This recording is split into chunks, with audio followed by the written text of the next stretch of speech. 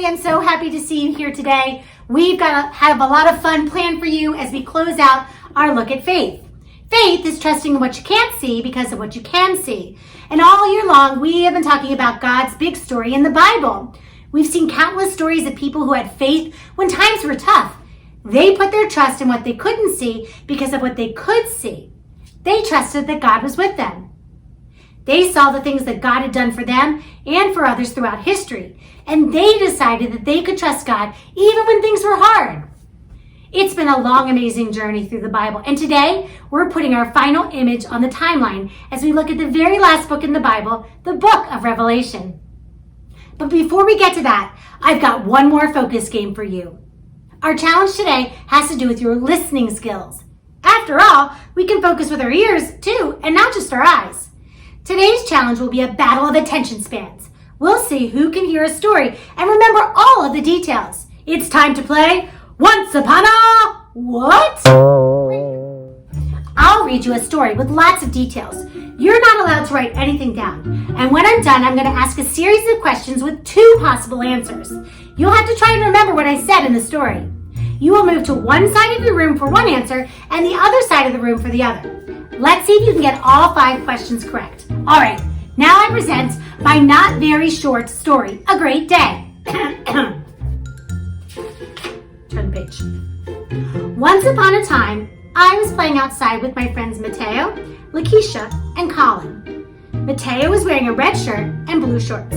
Lakeisha was wearing a blue shirt and red shorts. Colin was wearing a green shirt and gray shorts. I was wearing a gray shirt and green shorts. It was summer and the sky was blue with some hints of gold and pink. We were in the middle of an exciting game of hide and seek when Colin fell and got hurt. He stepped on a brown thorn on top of a white rock in the middle of a gray puddle. He cried and cried. It seemed like our game was over. Well, just then, a yellow dog came up to us. We had never seen this dog before, but we assumed he belonged to one of our neighbors. He was covered in mud, and he had a very small gray stick in his mouth. Lakeisha went over to him first, then Mateo, and then me. Finally, Colin stopped crying and came over as well. This dog was so excited to see us that he wagged his tail and gave us dog kisses. We decided to play fetch with him. We tossed the stick for him to chase. Colin tossed the stick first, then Mateo, then I took a turn, and then Lakeisha. After a little while, the sky turned dark gray and it looked like it was going to rain. We decided that we needed to find this dog's home. Mateo suggested we check his collar to see if he had any information. We looked at his blue collar and found a silver tag with his name, Bark Vader, on it. It also had his address. Turned out it belonged to our neighbor in the greenhouse with the white shutters. We took Bark Vader to their house, and they were so thankful that they gave us a red plate of chocolate chip cookies. It was a great day. The end. Okay. Do you think you've got all those details? Well, let's see. Here's my first question. What color shirt was Lakeisha wearing? Go to that side if you think it was red, and go to that side if you think it was blue. Go on, make your choice. Okay, if you picked blue, you're correct. Now be sure to keep score because I want to see how many you get right, okay? All right, everyone back to the center, please. All right, here's the next question. What color was my shirt? Was it gray or green? Move to this side if you think my shirt was gray, and move to that side if you think my shirt was green. Answer is gray! Okay, what color was the thorn that Colin stepped on? Was it brown or was it white? Move to this side if you think the thorn was brown, move to that side if you think it was white. Answer is brown! Okay, what color was Bark Vader's collar? Was it blue or green? Move to this side of the screen if you think the collar was blue, and move to that side of the room if you think the collar was green. Answer is blue! Alright, last question.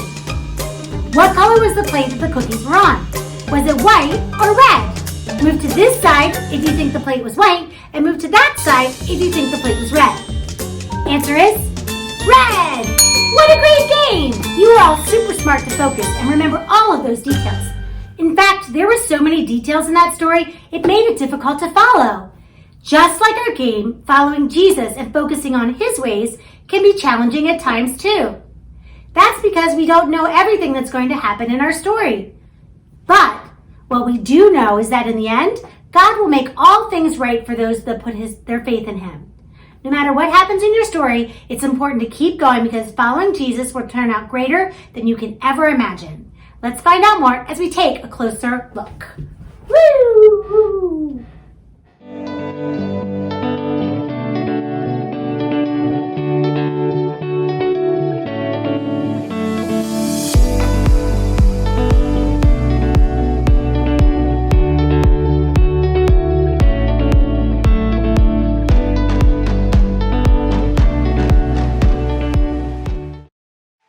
Everybody, I'm Erica, and welcome to my STEAM Lab!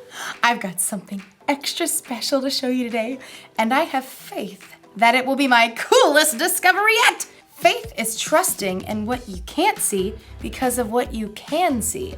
And what I can see is this awesome telescope! Ooh. Everything! Wow. I am super excited for what we'll be able to see through this telescope. Stars, planets, galaxies, satellites, space exploring cats. Well, maybe not the cats. There's a skylight in the lab. So I can see all the cool stuff from right here. I just have to finish focusing the telescope. Okay, while I focus on the telescope, why don't you guys focus on the awesome Bible story today? It's out of this world. The Bible, stories, letters, and poetry that fit together to form God's one big story.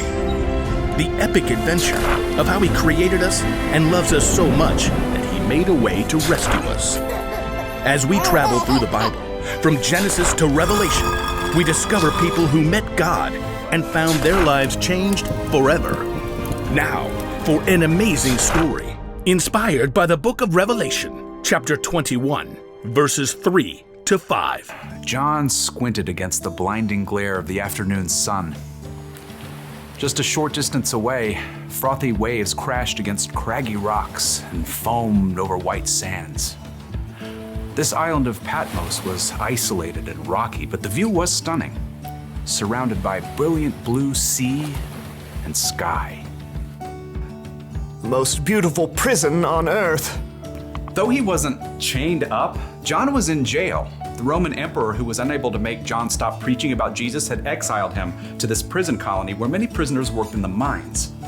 There was no way off the island, so John was now very old, living out his final years on the island of Patmos with a handful of criminals. I can share the story of Jesus with them too. John settled into a shallow cave on shore to take shelter from the heat. He closed his eyes. I've seen so much. John had lived longer than any of the other of Jesus' disciples. He had watched the early church grow while the story of Jesus spread fast and bright as wildfire. But he had also seen terrible things happen to those who believed in Jesus. In fact, many people died just for talking about Jesus. We saw everything Jesus did. We can believe He'll be with us forever, even through death. Despite the threats and persecution, more people than ever were following Jesus. God's story was traveling from one end of the world to the other, just like Jesus said it would. I wonder why I've been allowed to live this long. In the cool of the shallow cave, John began to relax. His head was nodding, until a voice like a trumpet sounded behind him. Write on a scroll what you see. John blinked. Was he awake or dreaming? Wait, what? I don't see. Oh. Turning, John saw Jesus himself, his eyes blazing with intensity. Do not be afraid. I was dead, but look, I am alive forever and ever.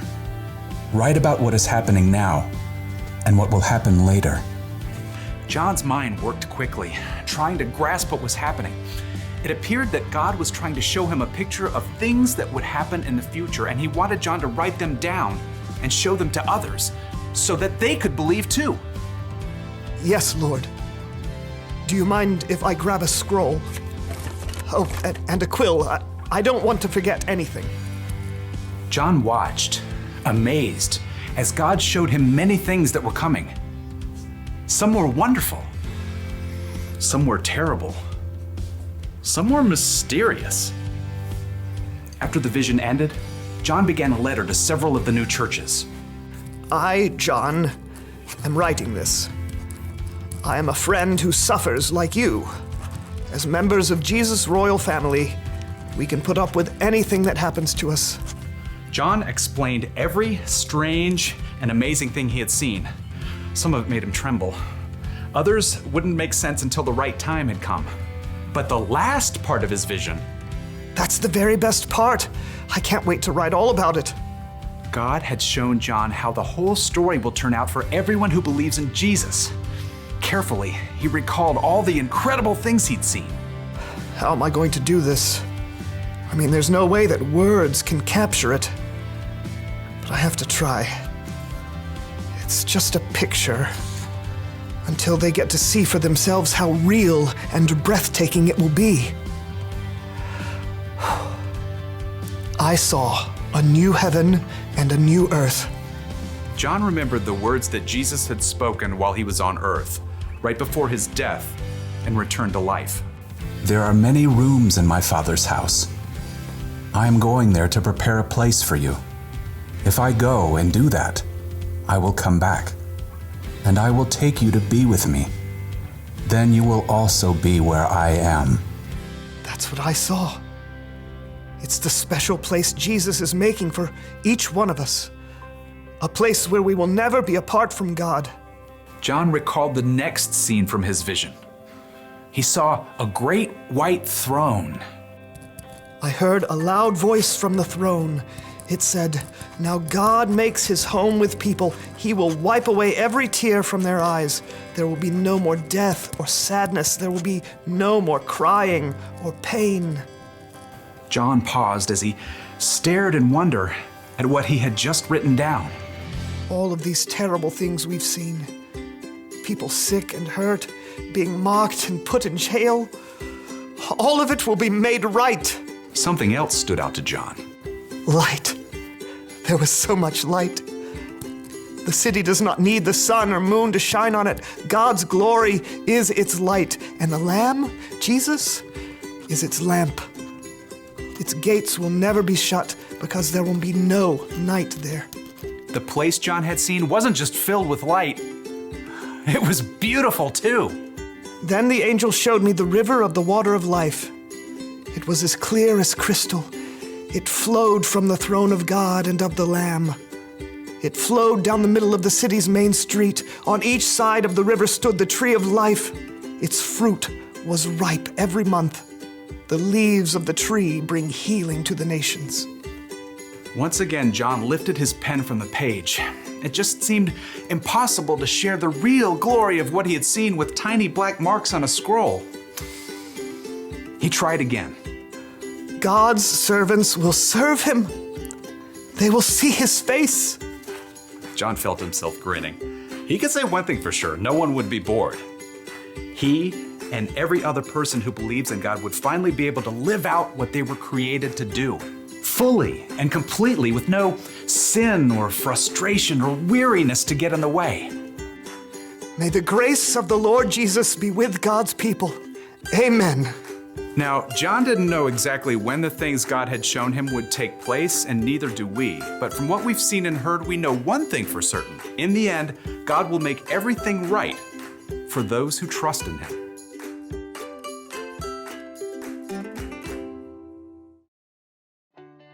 Whoa!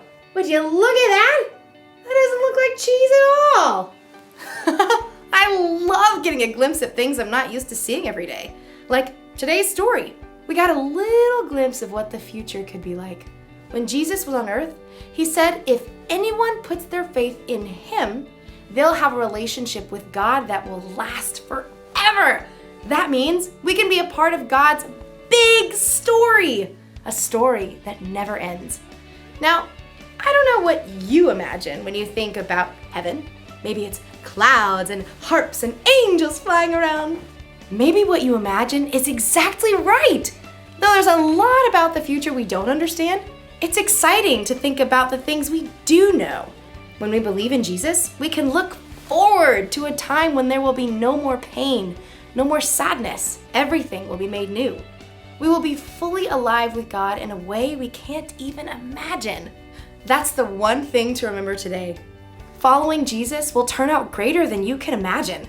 Having a glimpse at the future can give us hope here in the present. When we're worried about something or someone, or when we're sad or in pain, we know the bad things won't last forever. God has a future plan for us that we can truly focus on.